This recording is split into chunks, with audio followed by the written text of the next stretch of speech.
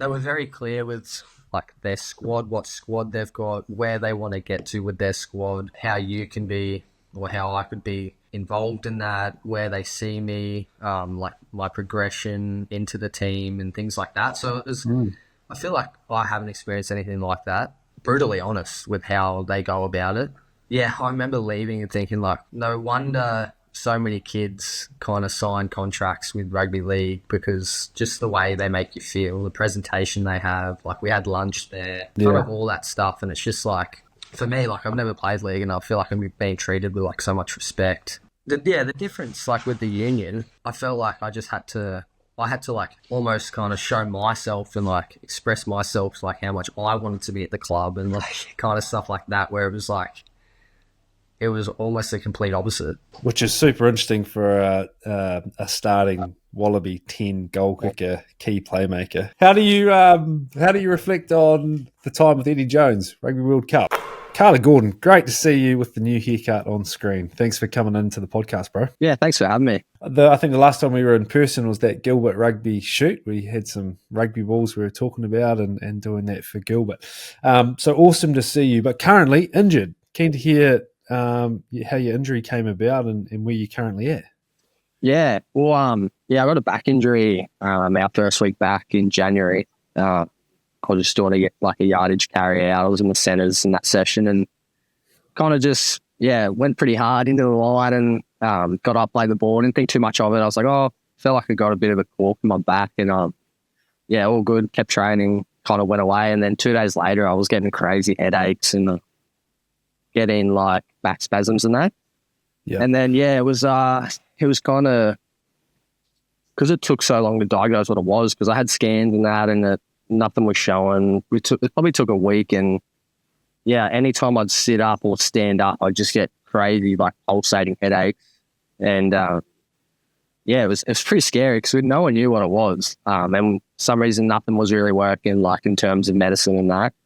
Yeah. And then, then we tried like some blood patching and it's just where they take your blood out and inject it back into the space to try and close up the hole. So I ended up having a spinal fluid leak, a CSF leak, in like your dura mater. And that's the stuff that kind of keeps all that fluid in there around the spinal cord. And those patches didn't work either. So then ended up seeing a surgeon and he was like, righto, we're on strict bed rest. I was having all my food laying down for a couple of weeks, and that actually helped massively. I feel like that was a turning point. So avoided surgery. And then, I'm still coming out of that now. So I'm slowly starting to do bikes and that during the day. I'm still keeping it pretty careful because I had a scan last week and there's still a fair bit of spinal fluid out there, but that's hard to tell if it's old or not. But I've got a good plan going forward and hope to be running in the next couple of weeks. So, if everything goes as planned, then I should be back on the field not too long. My word, out of the blue, like that's a bizarre injury to pick up, right? Like outside of the normal injuries that come with rugby and rugby league. How's day-to-day at the moment?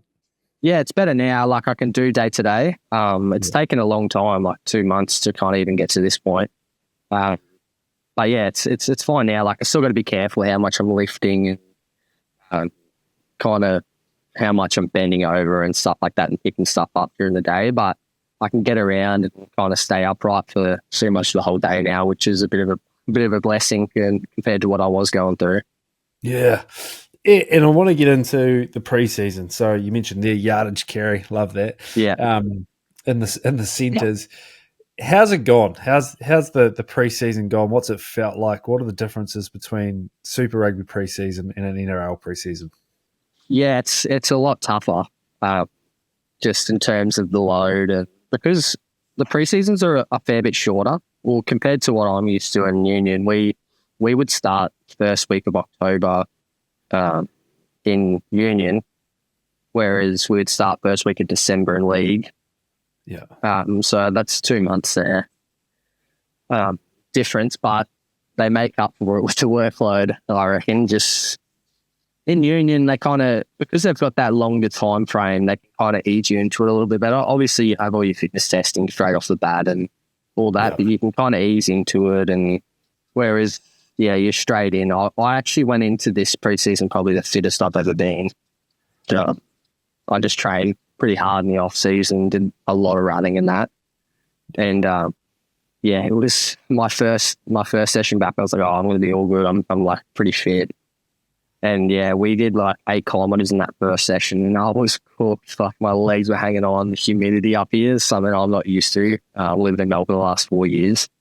Yeah. But the actual sessions is just they've got a lot more work in them. So the difference how it shapes up. Obviously in union, it's kind of hard to get your fitness in the actual training session because union it's so much more stop start.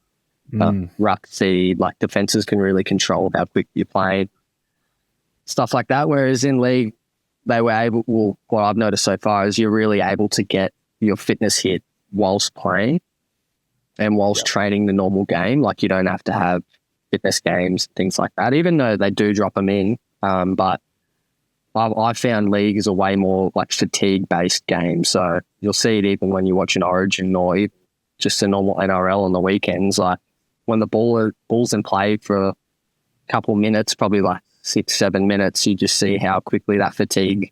It's almost like a flip of the switch. It's just like righto, the boys are now.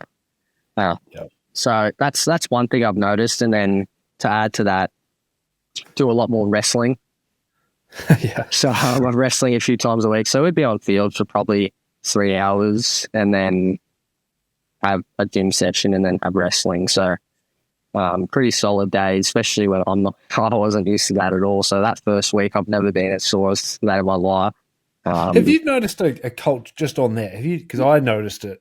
I was pretty involved with sort of Rugby Australia their way of thinking with, say, the Wallaroos or the 20s, that real dialed in analytic approach to training numbers and 3-minute blocks and running loads and high-speed meters.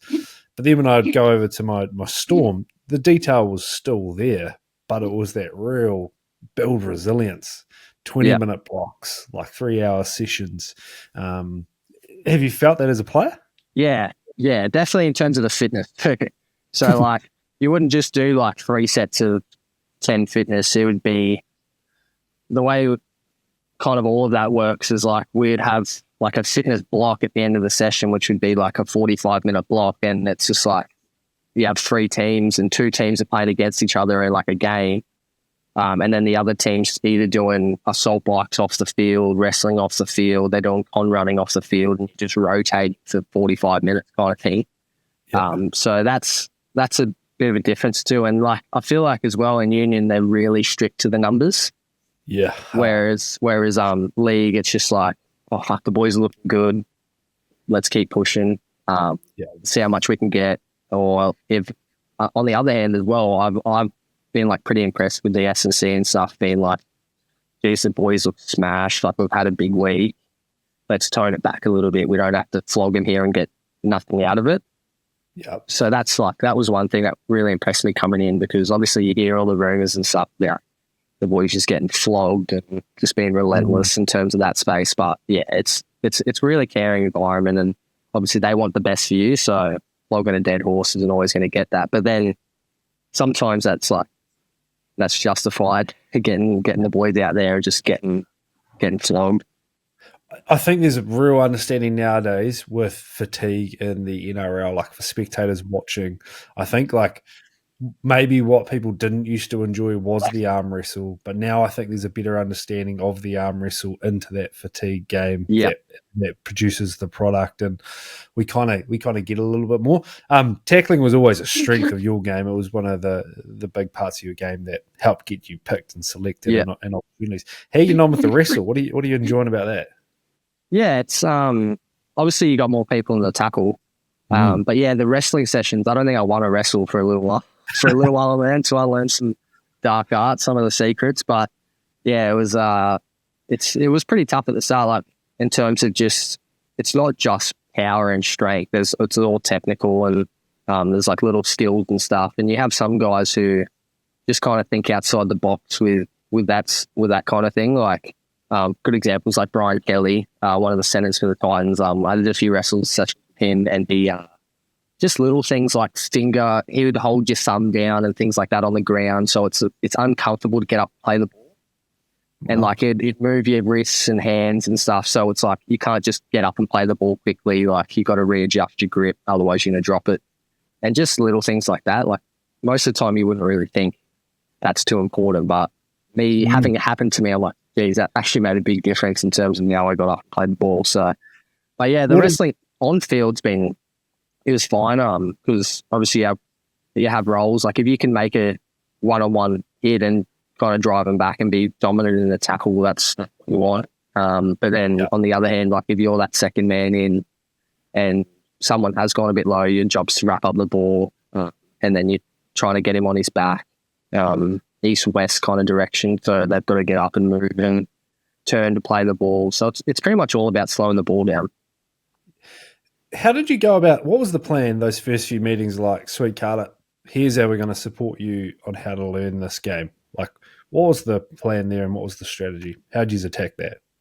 Yeah, well, I was lucky enough to get in for the back end of last year. And yeah, the coaches were really good with that. So I had meetings with them. After each session, I'd go up and see them. And because obviously I was brand new, I didn't really know anything.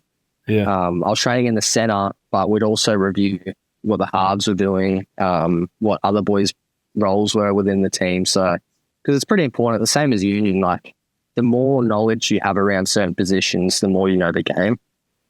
So that was important to me, just catching up with them as much as I could. They put absolutely no pressure on me to really know anything or do anything like that, which I was pretty surprised with. And I got to 3 or 4 weeks in and I was like, right, I want to play games now.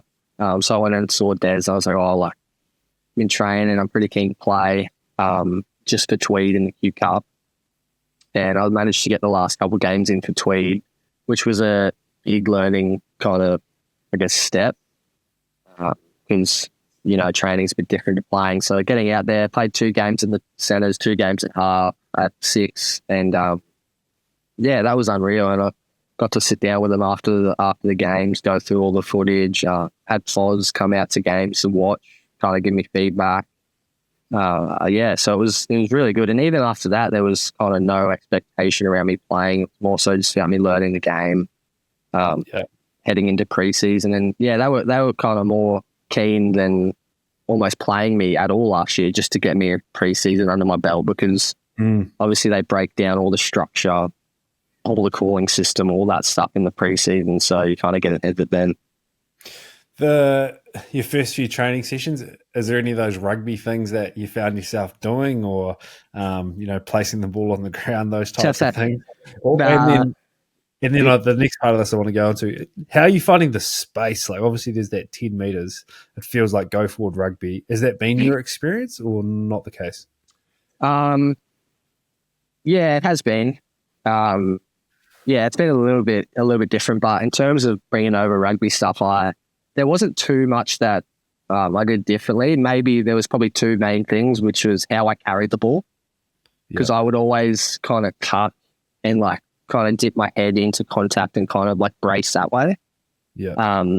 Which those boys weren't used to tackling. So it was pretty funny at the start. They're like, holy shit, what's going on here? Cannonball. Yeah, pretty much like cannonball, but then you risk getting knocked out that way. So had to change that a little bit, and then the next. Why thing do you was change that? Just for context. Why? Well, mainly because like the way league tackle, it's obviously a little bit higher around the chest. So if I'm ducking my head into contact, it's a good chance you're going to get shoulder on head, and that's pretty dangerous for one. Like obviously you might draw a penalty or whatever, but you're still ducking your height into the contact, which is pretty dangerous. But like obviously there's times where like if you're a 1-on-1, that'll be fine, but it's just when you're running into the line. But yeah, that second point is probably how I got into the line and attack. Was a little bit different to how we run it at the Titans. So I'd always kind of almost get the ball on a bit of an outer and square into the line. Or I'd stay pretty square and just go square. Whereas as a 6 mainly, you're kind of like that second ball receiver. off the shape. So the 7 normally puts on the shape. The 6 is like that second kind of playmaker. And then you might have the 1 outside you. But I would always kind of get the ball from the other half and kind of square into the line. Whereas that's good sometimes. Like, say, I want to put my back rower over their half. That might be good because then I can isolate the half by turning into their back rower. But a lot of the time, like if we've got numbers or we've got to quick play the ball, I actually want to keep heading on the overs and try and get to there. Yeah. So for me, I felt like I was running sideways a lot because the inside defense is so good. You take one hook like square, they just kind of cover you off and just keep sliding. So the defense systems are a little bit different and their actions are different. So I kind of had to change the way I get into the line and the lines I'm running with the ball. Are you finding, because rugby league's very repetitive, I'm sure you do a lot of the similar drills, you see a lot of the same pitches. Are you seeing more? Seeing in terms of attack or? Yeah, decision makings, familiar pitches, understanding like reads. Are you feeling like your decision making and what you're seeing is improving? Yeah, I'd say so. I think it needs to be quicker. So that's one thing I've noticed as well is in union you'll have a fair bit of time to look up at the D. Obviously, when you're standing there waiting for the ball to ruck, or hopefully you're not, but sometimes you are, you get a fair bit of time to look at the D and kind of analyse what you're going to do. Whereas I feel like in league, even though you kind of have like 3 tackles to kind of build momentum, I guess, and then you have a crack, that comes pretty quickly because the sets are rolling. So that's the difference between kind of IDing what you want in league is a little bit different because it's might only be one person. So if you're getting, say, for example, the play the ball is in between the black dot, pretty much every defensive team is going to have five defenders each side. Yep. So what you're looking for as a half is if we're getting quick play the ball, we're getting momentum, boys are doing good carries, is one player left on the ground or whatever, that creates a 4-5. So you got 4 defenders covering half a field. So that's kind of the cues you're looking for in that area. And then you got to be quick and you got to be accurate with what you do off that. Yeah. Because you'll see some teams now, like Manly, they're running the ball on second and they're trying to get those, because defenses will tighten up around the yardage sets. And if you don't take that, you kind of lose an opportunity to get up the field. And then obviously league's a very territorial game in terms of at the start of the game, you see boys just trying to win territory. So yeah, that's in terms of decision making, I feel like it's not too different. And for me, I'm still learning all the cues and I'm still learning what I'm looking for. But I find it's the same when you feel like you're on, you're like, yeah, I want the ball. When it's not on, you just tell the boys, kind of just directing. So that's super interesting. That was one of my questions around when you've got your set, when your team's getting through the set. I would have thought that would be an enjoyable time as a playmaker just to kind of see things, have some time to chat and organise, but you're saying that's coming a bit quicker. Yeah, well, it kind of depends. Like you'll see now, like, well, how we run it is when we receive a kick, our half on that side will go into dummy half, and he'll play it for maybe 2 tackles, just to give our booker a bit of a rest because he's been D'ing up in the front line. Yeah. And then the other half will be the one kind of directing and scanning and kind of doing all that. But yeah, that's the thing, because like a lot of the time they're trying to get you in your 10 meter. So if you get a cage kick where the ball lands inside the 10 meter, they're going to try and trap you. They're going to try and red line set you, which means they're going to try and trap you in your own 40 for that attacking set. Yep. So then they get the ball back, hopefully around the 30 or 40, and then they're into transition attack and all that. But yeah, that's where it kind of comes down to. So like the first 3 tackles, like if you're stuck in there, you pretty much know, right, boys, we just in front up and go hard here and try and get out of this. And then even for that whole set, you kind of just trying to gain meters so then you can get a kick further down and get a good kick chase. But yeah, And then when you're on the front foot, so when you trap them in a red line set and you get the ball back around that 30 or 40, you're like thinking, righto, we can actually start putting shape on a bit earlier in the set. Not thinking about just going 1 out carries or whatever. So once we're getting around that halfway, we're trying to move the D, put shape on, target their middles, kind of whatever your game plan is.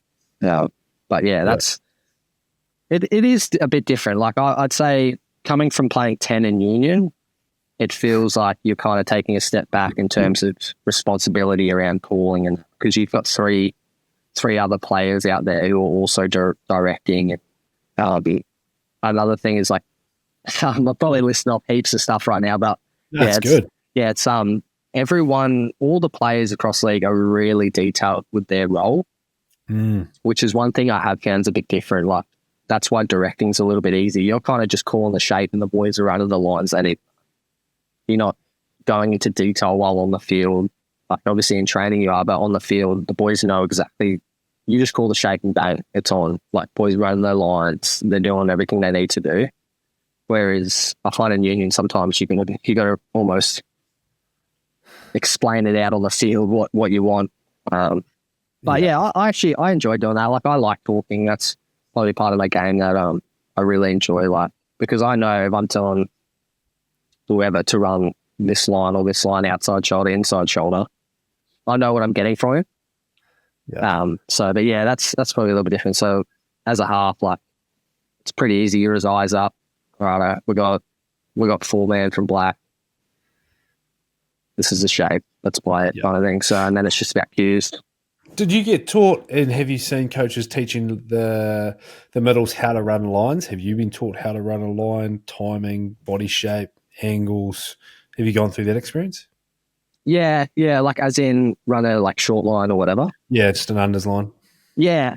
Well, it's they go through it, so we kind of split up into forwards and backs a fair bit. And on our like shorter days or smaller days when we a bit more of a recovery day or whatever, go out in the field and just walk through shape and what we want from this person. Obviously, the obstruction rules are a bit more intense in league, so you can't just run outside shoulder and open your own hole for someone, because that'll be a penalty. But yeah, it's quite detailed with running lines and what you want, and then on the back of that, it's just like you can adapt to that mid-game. So say, for example, a lot of the time you'll see from the black play the ball, so black dot, you'll see 2 middles on one side with a half out the back, and you'll have a back rower short off the half. So a lot of the time as a half defender, you're that kind of that third man in from, so you can rely on your back rower getting that short ball, and you can just shoot out back. But in saying that, in attack, if you're seeing that a lot, I'm then telling my back rower, I'm telling my middle, just bounce, hit a bounce line in that space. Yeah. And I find that from those middles, because their role is not repetitive, but like predictable, they can get a play call. It's going to be predictable. They take a lot of pride in how they're doing it and good energy, and like there's almost a real good certainty when a call is made. Yep, sweet. Like the clarity, the confidence is all there. Just to sort of wrap up this transition, looking back on like how you went about it, and if someone is about to go through it or thinking about changing from union to league, is there anything that you're like, I wish I'd done that sooner or jumped into learning that quicker? The biggest thing was probably as a youngster having to go at both games. I think like it's important that I've had like a lot of boys who've grown up playing league come to me and be like, I genuinely interested in the game, but have never played it in terms of union. And yeah, I'd say that's the biggest thing is having a crack at both games, like as a youngster, or even now, like if you're having a question, like just have a year of playing rugby league or have a year of playing rugby union, because I found like a lot of boys, like for example, Jorgo, he's playing Unreal at the moment for the Tars, and he played league growing up, and you can kind of tell in the way he attacks and the speed he brings around his attack that I feel like he's brought that rugby league. So I feel like that's an asset he's got from playing rugby league that he's taken into union, and that's making him one of the more exciting players in rugby Australia. Yeah. So that's probably one thing, and it's just like you can bring and take things from each code. And I feel now like if I ever did go back to union, which obviously I'm just thinking about playing rugby league at the moment, but if I ever did go back, I feel like what I've learned so far, and it's only been 6 months in the program, that I'd be a better union player already. So it's kind of exciting that way. Couldn't agree more. The speed that the sessions, drills, plays operate at, I find as a skills coach, sometimes you can take a squad so far and then right boys are into like full noise, full speed passing, and there's just that real disconnect. Whereas the thing I was super impressed with some of the leagues clubs that I've worked at is like, man, you boys operate at speed and like for the entire session. So, super interesting. Right on and having a crack, eh? This was my question. Obviously, took a bit of courage to go. Yeah, I'll back myself. I'm gonna take this challenge on. How did you find that courage to make the decision? Because I'm sure there was a shitload going on, right? Rebels, the saga, the Rebels, no longer Super Rugby.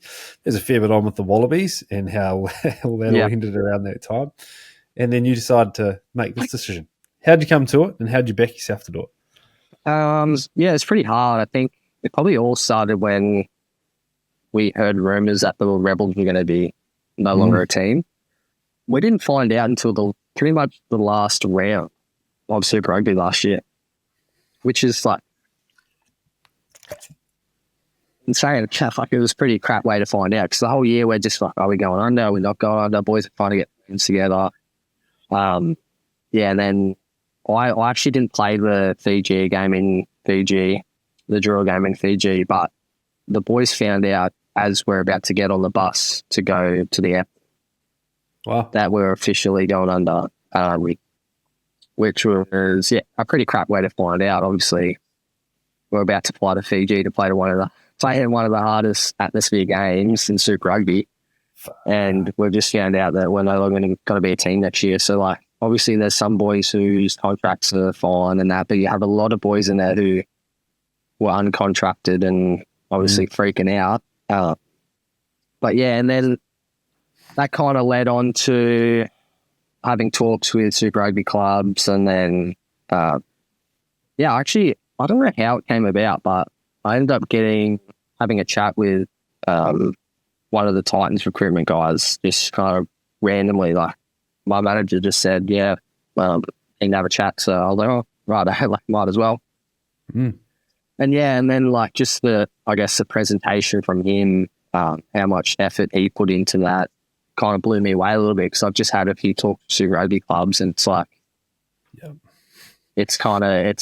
was a little bit different how they went about it in terms of, I kind of felt like I was fighting to get that contract at those clubs, where I had the Titans pretty much trying to like throw all that energy into me, just being like how good it would be, this and this, and just like it felt like I was wanted by them more than I was wanted by union. So that was probably an eye-opening thing for me, and that meeting probably turned how I was thinking about it. I find that whole process really interesting when it comes to recruitment. Can you touch more on what that experience was like? Was it a slideshow, like a tour, a video? Like, how did they present that? Yeah, so just kind of went to, like, I think we just went to some small tavern in between Goldie and Brizzy, just caught up, and from the get-go, like, just like really friendly, wasn't like, there was no ego there in terms of the Titans, and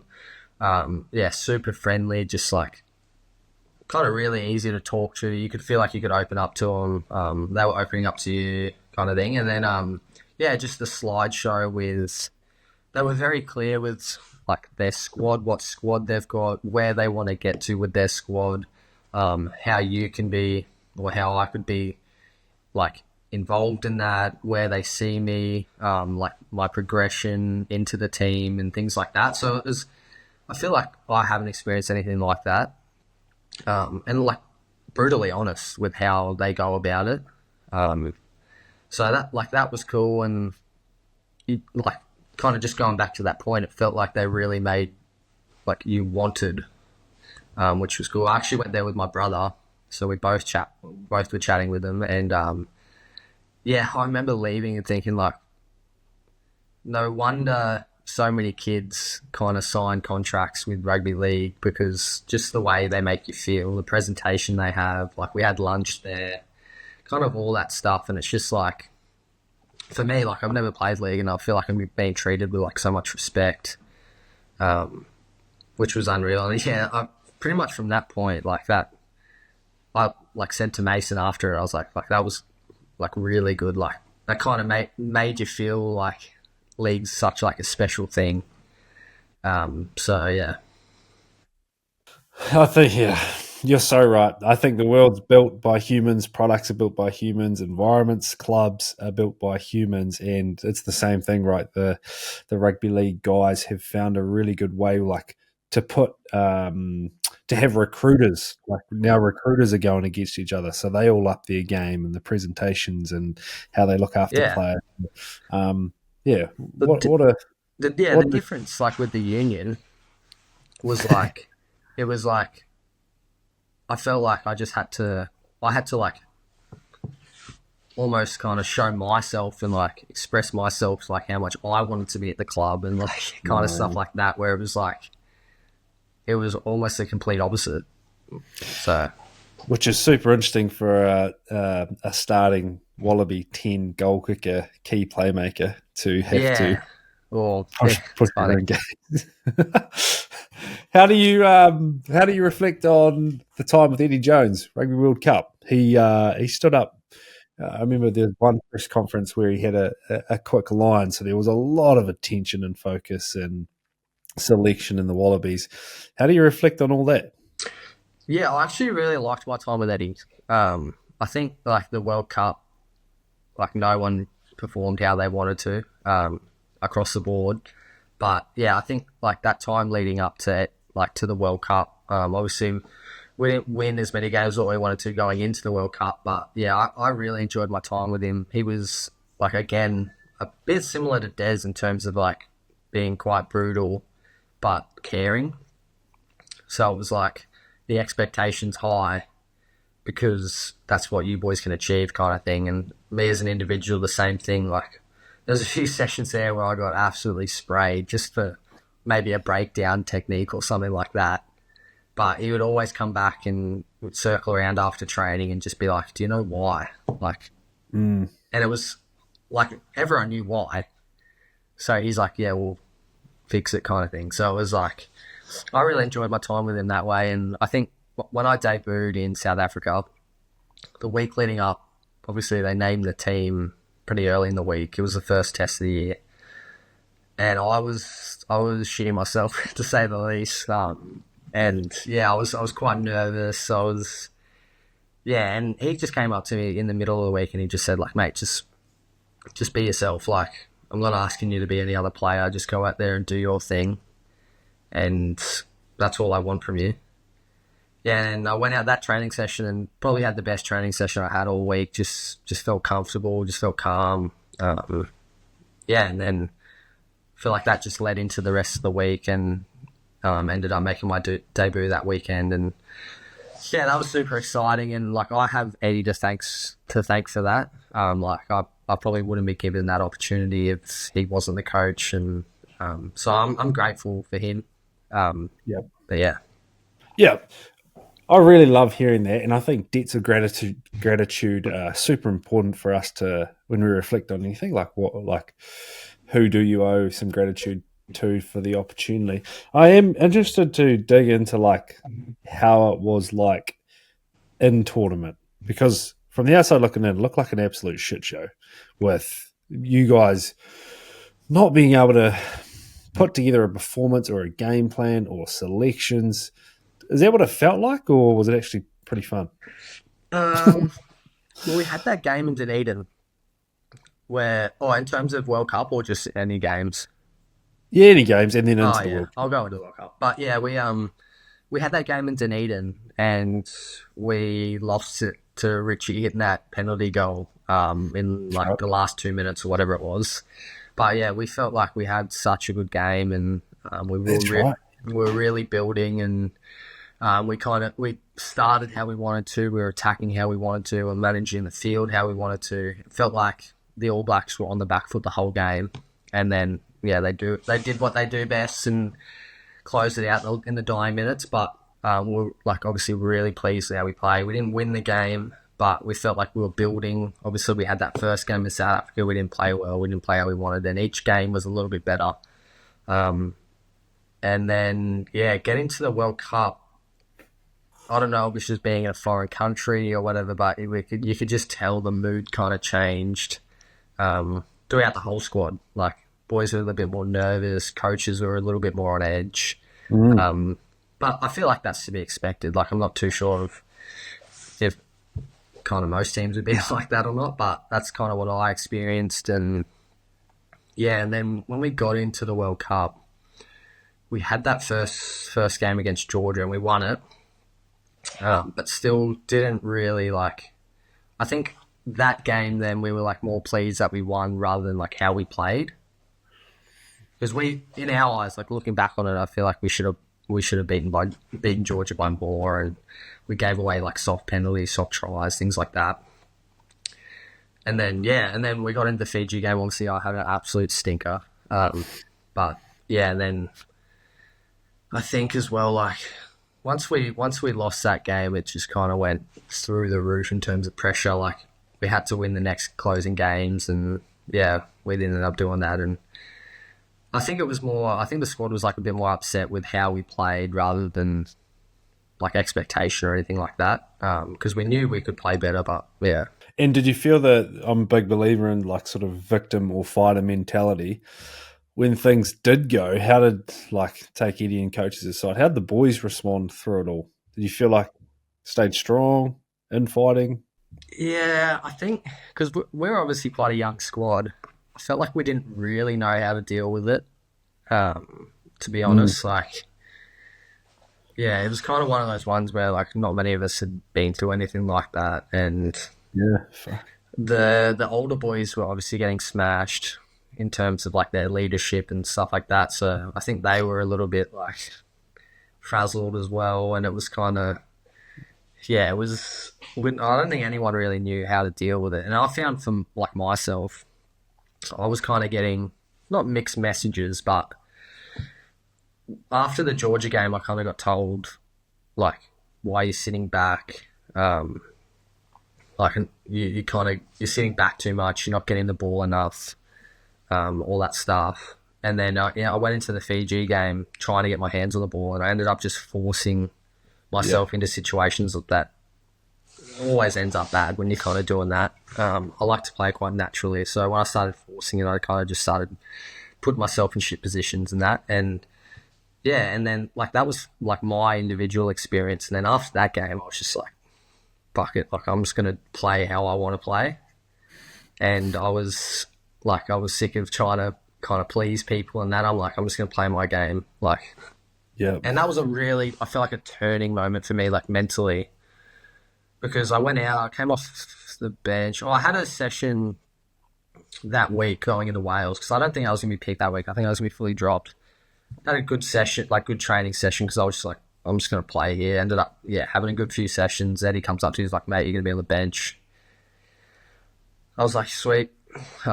And then same thing, just went out in the Wales game. I only came on the last 20 and we were already down like 2 or 3 tries. And I was like, I think the game, I got radioed down. It was saying, mate, I want you to play 2 phases and hit a contestable.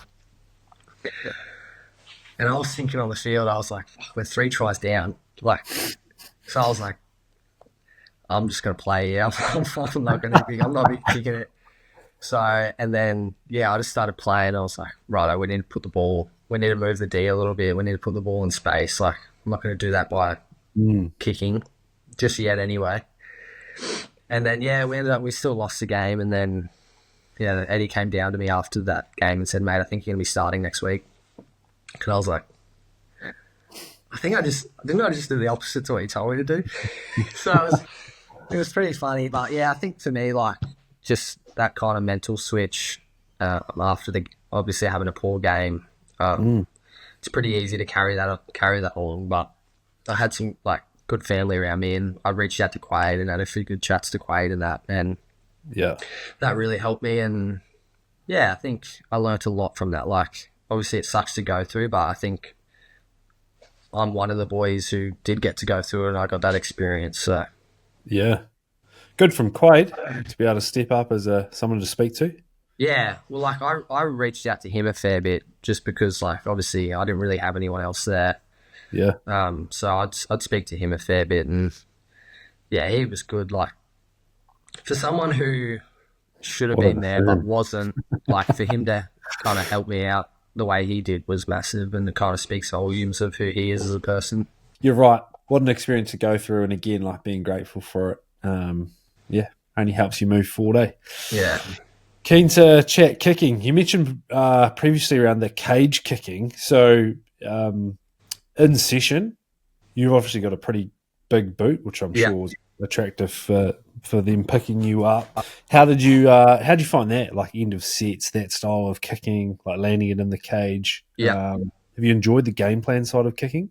Yeah, I have, actually. I'm still learning around types of kicks in certain scenarios, but definitely in terms of the cage kick, like, that's one aspect of the kicking in league that I feel like I can have a good role in within our team. Like you said, like, can get a fair bit of height on the ball, so obviously that gives the D a bit of time to chase. So especially when you're finishing your sets kind of around the halfway, if you can get a really good kick into the cage, so the cage is a 10 by 10 from the sideline to the try line. So if you're landing the ball in that zone, the wingers or the fullbacks have got to get infield, so that's taking time away from them running forward. So if you're getting a good kick away with a good chase and you're making that tackle around the 10 metre, then that's really setting up your defence. But not only if you have a good D set off the back of that, you're going to have a really good attacking chance after it. Yeah. So that's one element I feel like we work pretty hard. I see so many clubs not having that kicker who can execute that, or the play of the ball's poor, which leads to a poor kick, undercut. Like, it's incredible the compounding effect that a poor kick has, eh? Yeah, you don't realise, like, you can have really good attacking sets finished by a poor kick, and you kind of just let the pressure off.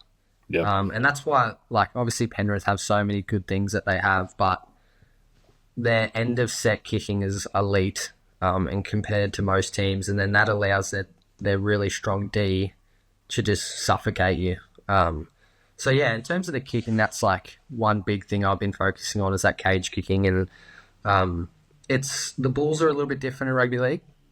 I find that they're a little bit fatter on the bottoms. So you actually have a little bit more room to play with in terms of strike. Yep. And yeah, and that's why you see sometimes, like, when the boys hit the floaters, they're not like union balls where they kind of just dive out of the air and they kind of just float and go nowhere. They actually, like, their trajectory is pretty much normal in terms of like just a punt kick, but yeah, it's just kind of floating a bit more, and then at that last minute it dives. So that's why teams are using that a little bit more. It's a little bit harder. It's kind of like how the spiral's coming back into union to try and take the aerial contest out of play. But yeah, it's a little bit different. But one thing for me, especially been training at 6, is that marker pressure. Yep. So yeah, I try to stand a little bit further out, just to give myself a bit more room, being a right footer. But yeah, that marker pressure. So you have a lot more pressure on you in terms of your kick, and you can just sense it.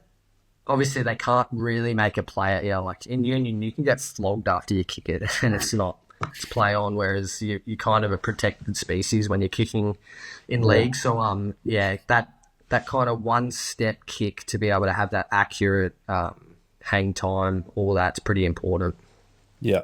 Are you playing around with the floater kicks at the moment, and what goes into your decision to end over end cage accuracy, or I'm going to float it and make this a real tough catch? I'd say a lot of it comes down to the momentum and the situation in the game. So if you're kind of on the back foot You want to complete those sets followed up by a good kick. Whereas I'd say when you're around that halfway mark and you kind of feel like you've got the momentum, you might be ahead on the scoreboard, or you might need a big play to kind of swing that, potentially then go into the floater or the spiral. Because you'll see a lot now when the boys are going to those spirals, the ball's bouncing once. So it's just giving you one more time and maybe a chance to try and get the ball back. But yeah, I'd say the decision when to hit those is very much based on the momentum of the game and how it's going. Like, for me, I know, same as union, like you just want to put together a few good phases sometimes when you're on the back foot, finished off by a good positional kick, or just getting the boys moving forward. I think that's important. But yeah, it'd be the same. Like, I guess it'd be the exact same as union. Like I still went to the spiral sometimes when I felt like, we're on the front foot. The boys are feeling good. They're looking tired. Trying to just go to that spiral just to kind of be like, it. Even if I feel like when a good spiral kick or a good floater or something in league also gives the boys energy. Yeah. So yeah, you kind of just keep riding that momentum with it. Billy Slater talked a lot about the effect of catching a spiral. Like it changes your body. You can't be as aggressive. You can't get to the middle of the field. Like if you're trying to find time somewhere, not only your kick's got more time on it, tough catch. You might fall over. We can land on you. Like, again, those sort of compounding effects. So, yeah, I'm loving the spiral bomb is coming back into union, but also just need more playmakers and kickers just to have the confidence, green light, like get after it. Similar to what you did, like with the message from Eddie. No, mate, I'm just going to do my thing. Yeah. I love that. Yeah, in terms of like the spirals in union, I've actually found that balls are easier to spiral in union. Yeah. Like the union footies. Like I hit a 50-22 against the Waratahs, I think in 2023 spiral, and like I obviously practice the spiral a fair bit, like just for a little bit each day at training. But that Wednesday I went out and Kells he wanted to do some like clean-up stuff at the back.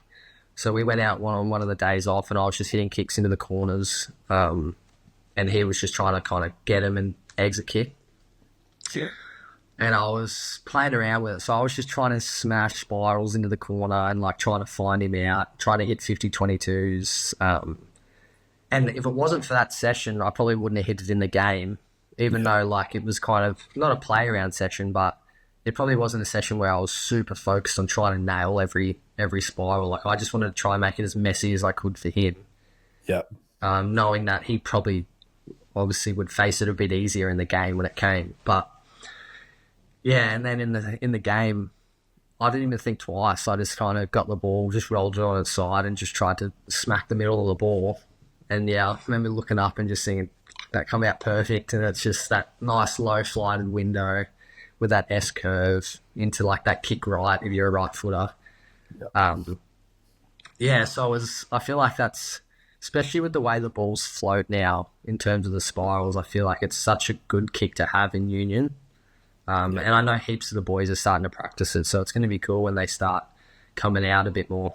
And such a great way to get touches and feels into your week. Like I put so much energy into kickers, like just understanding your foot, what a hard foot, what a slice feels like, your hook feels like, your actual great strike. A spiral is a great way to get feedback and start to understand feedback on your foot, even if you're not using them that much in games. Like 5 minute, 10 minute of spiral kicks is so good for your muscle memory and understanding.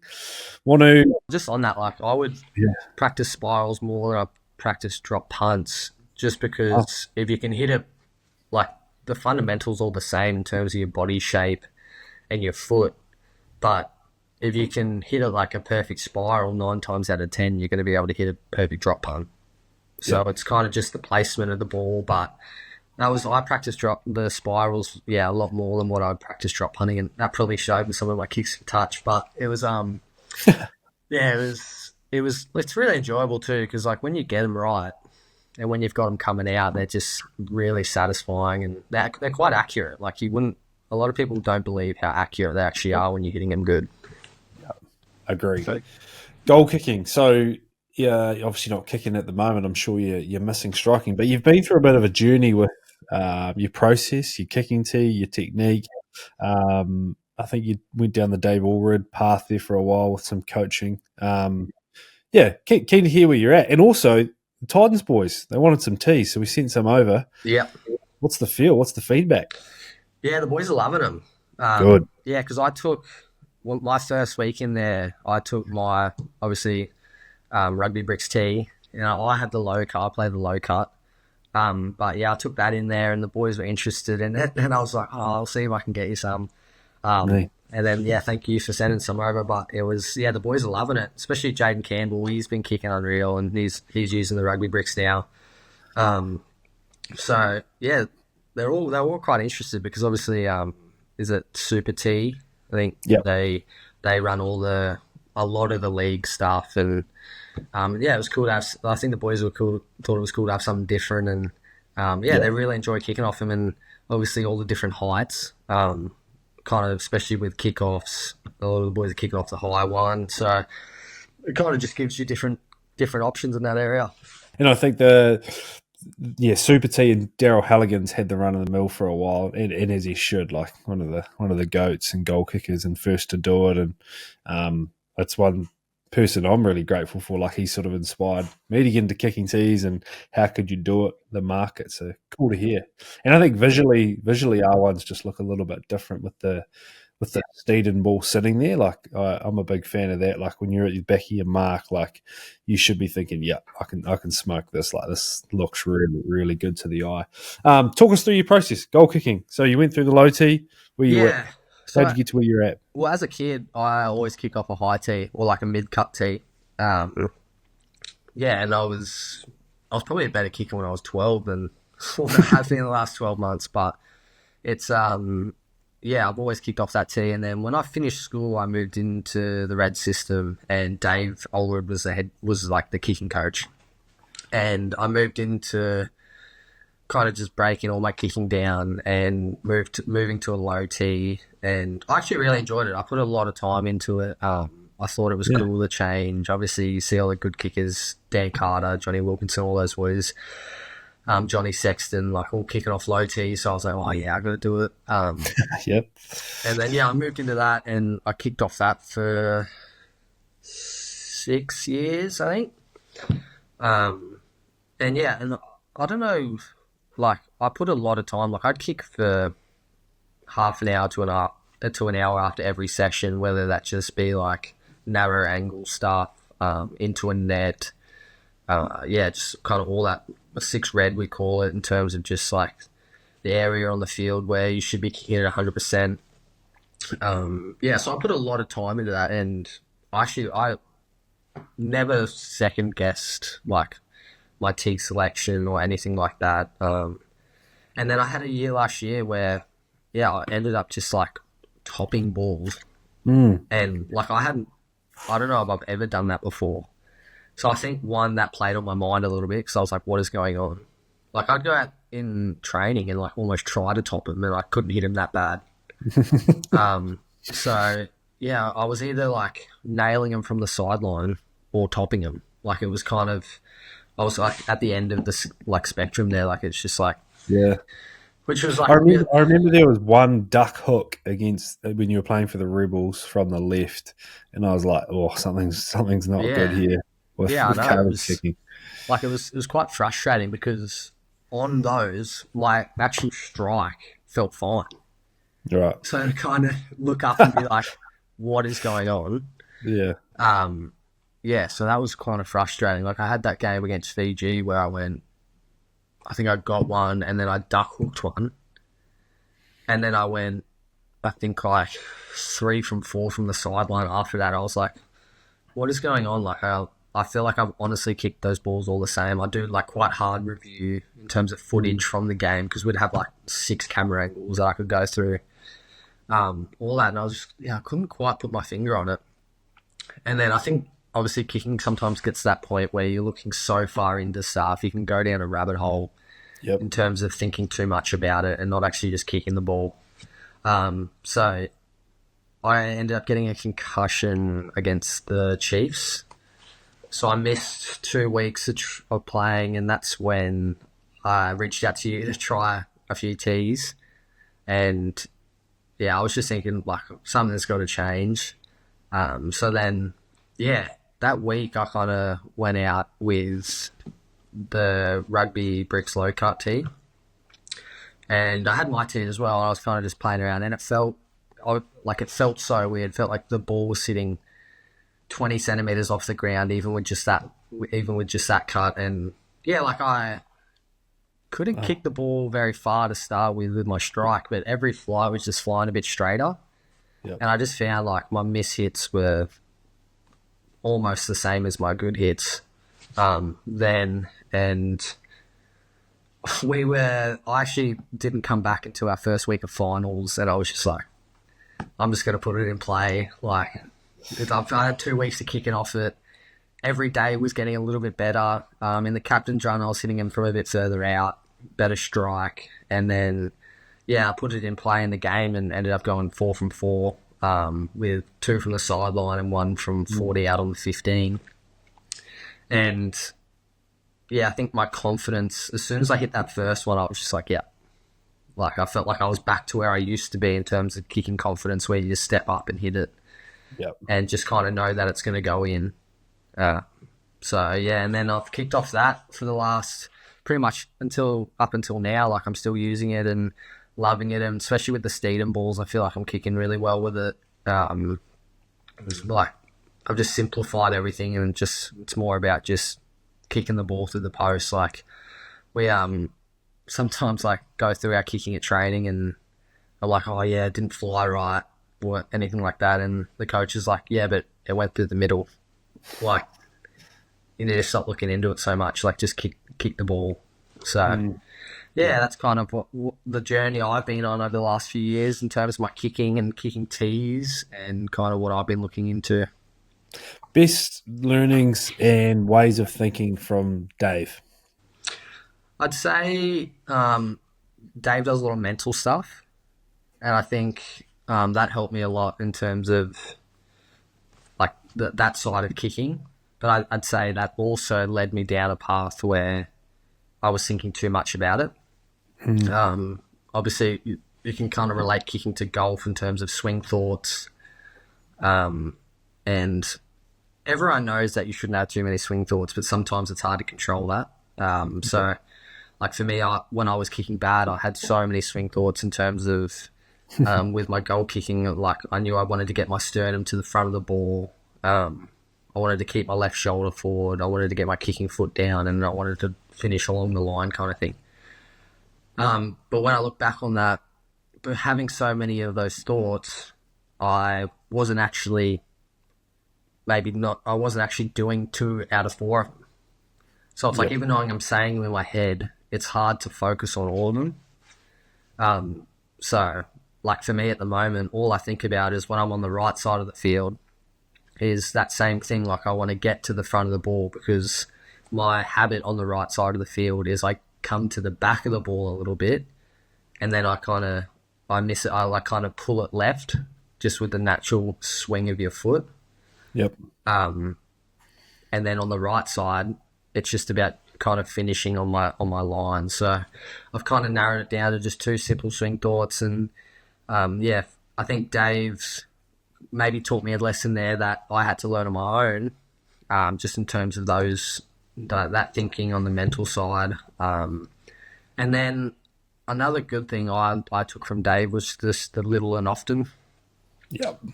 He's quite big on that, and I think little doesn't mean little effort. It just means little repetition, kind of things. Or like, yeah, it's kind of a funny one. Like for me, I find I kick the best when I'm getting a certain amount of touches in the week on my foot. Like the more touches I get, the more feeling I create, and then I kind of get used to that going into the game. Whereas obviously you have sometimes, whether it be from injury, travel or whatever, where you don't get those same touches, and all of a sudden you're a little bit nervous standing over a kick. You haven't struck one solid in a little while. Like, it's just those things. That's probably one thing I did take away from Dave. Yeah. I think our sport is slowly getting better. You look at AFL, so every player touches, passes, kicks a footy every session. Basketball, dribble, shoot every session. Yeah. Golf, driving range, putt, chip, drive every session. But in union for a while, they were like, no, kickers, no, stay off your feet, no, off field.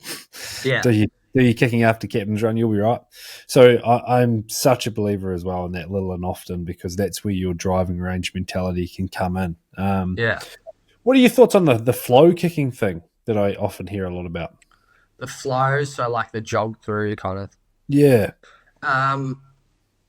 Yeah, that probably hurt me a little bit last year, because I was so focused on that. My stance leg would sometimes get a bit weak. So, like, I think flow and like tempo is quite important. Like, I don't think you should be rushing into any kick. Yep. It's kind of, you can't. I find even now, like, I'm almost walking into the ball, and I feel like I just have so much time to be able to put my foot on it properly. Whereas sometimes when I get into the ball a bit quick, I kind of take that time away. My plant leg might not be in the same spot every time, and that kind of makes it hard then to follow along. But I think following along post kick's quite important. Well, for me anyway, I just find that, you know, I can get my body. It's a little bit like a golf shot. Like, when you hit it pure, you find that you're balanced. Everything's kind of facing where you want it to be. So I find that kind of goes into my kicking as well. Like, if I'm got all my lines right, then I feel like it's almost effortless, and you just look up and that ball's just sailing straight on the line that you want it on. Yeah. And I feel like that you kind of feel like your momentum's pushing you that way too. Yeah. Whereas, yeah, like for me, I found sometimes last year when I was getting a bit quick into the ball, I couldn't actually follow along or like get through the ball properly, because one, I wasn't in a good position because I've rushed into the ball. I'm falling off it. I'm too far over it. I'm stopping on impact kind of thing. So I think it's important. Like, I like the flow, but it has to be like tempoed kind of thing. Yeah. I think there's definitely a time and place for flow kicking into a net, the spirals, precession, your touches, your feel. But then I think I've been trying to explore and coach players around the compression feeling from golf. Like, compression is a deliberate movement, but it's also, when you get it right, feels effortless. But you've given yourself time, you've got your muscles in the right area. So how can we teach that compression feeling at the time of impact with goal kicking? So, super interesting. One question: there's no valve on Steedens on the seam. What are you doing now with your Steeden as opposed to those Gilbert Seriouses? Yeah. Well, just a point on that kicking too. I think it's important to practice both. Like, on terms of flow, and like, we'll still do a lot of kicking where we're standing still on the plant leg, having that strong plant leg, and just focusing on that impact. Yep. And then we'll have other ones where obviously sometimes you're running down a 15 meter and you're trying to just punch one down that 15 meter. That's a good time then to practice your flow kicking, because if you do a lot of standing still kicking, I find sometimes it's hard to kick on the run. Yep. But with the Steeden, yeah, there's no valve on the seam, so I'd always face the valve towards the post. Yep. But I'd always have the line of Gilbert facing me. So I'd almost use that as like my 45 reference point when I was kicking in union, was the line of Gilbert. So I'd kind of align myself off that. But now, obviously, I'm laying the ball a bit flatter. I still just have the Steeden on my closest side up. Yep. So I think I just like seeing that line. It's almost like another line point on the ball that you can use. So that's what I use. But yeah, I don't think I couldn't even tell you. You don't even see where the valve or where that hole is on the Steeden balls, really. So yeah, I always found it unique that it almost feels like it's lighter, or a different makeup of the valve. It's not as big a thing like that you notice in those those Gilbert They, balls. they definitely fly different. Like Mm. end over end, they hold their line better. That's why in league you see the like 6 and 12 passes. Kind of, they can pass them further. They can pass them like a bit more accurate. Whereas sometimes when you pass 6 and 12 in with the Union balls, they kind of dip and dive.